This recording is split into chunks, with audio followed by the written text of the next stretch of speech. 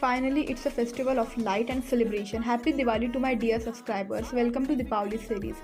चला तर सिरीजची सुरुवात काहीतरी गोड म्हणजे अनारसेनी करूया. अर्धा किलो तांदूळाच्या पीठमध्ये पावशेर गूळ घालावा. कणिकासारखे मळून घ्यावे.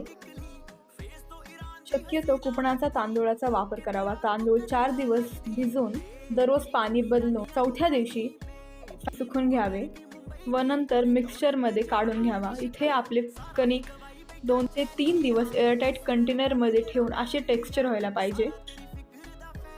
अनारसेमध्ये खसखसचा वापर करावा, त्यामुळे अतिशय चविष्ट फ्लेवर येतो. आपला अनारसा मध्यम आचेवर डीप फ्राय करावा. दिवाळीत अनारसे हे फराळाची अलगच शान असते. आपण बघू शकता ह्या प्रकारे आपले खुशखुशीत चविष्ट अनारसे तयार आहे. Do not forget to like and subscribe.